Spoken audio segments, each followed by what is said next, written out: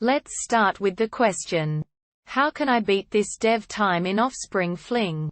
How does one pull off the maneuvers required to beat the dev time for level 049? Keep it moving. The most horrifying part of this level is that, after heroic effort, you beat the gold time. Only to discover you have to finish almost twice as fast to beat the dev time. What in the world? This game started off as such a pleasant, puzzle platformer. Now that I'm hooked, I discover that I'm in for more than I bargained for. This is an intense speedrun challenge. So let's talk about level 049. Keep it moving. By watching the dev ghost, I have learned a few things, but not nearly enough. There seem to be a few impossible parts. Using the word impossible here in the sense that there is something we don't know about. With additional information, these ought to become possible, maybe even trivial. Right at the beginning of the level, the dev ghost drops down near the first offspring and immediately jumps to a faraway high ledge.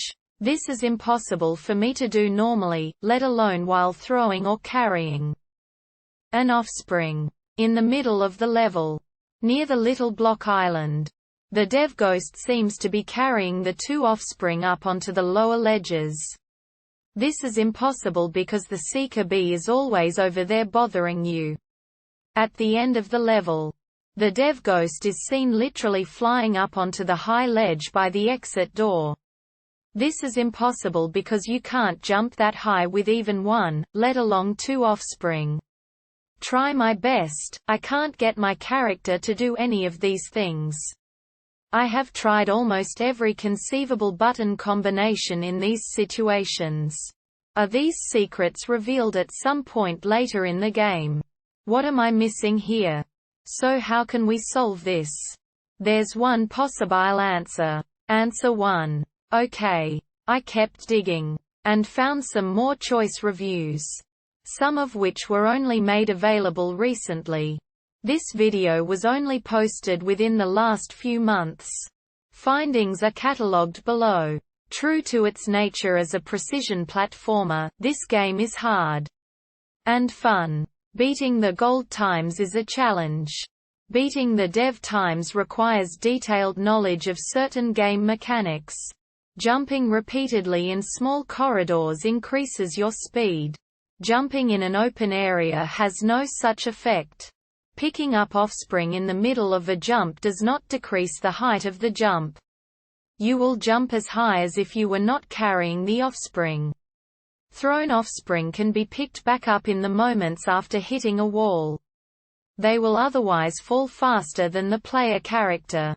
Bumping the edge of a platform while jumping up onto it, or over it, will slow you down a lot.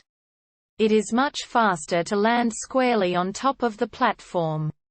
Bumping the edge of a button while jumping up over it will trigger the button. In this way, toggle buttons can be pushed twice in one jump, once going up and another coming down. 3 impeccably timed button presses in rapid succession can allow you to pick up 2 children. Immediately after beginning a jump you can parry by facing an enemy or enemy projectile and tapping the arrow key towards the enemy. Requires frame-perfect precision. Only works with left or right arrow keys. And, of course, you simply need to become better at gracefully and perfectly navigating the light and fluffy player character off of, onto, and in between ledges. I hope this answer helped, and if it did, please drop a comment and subscribe.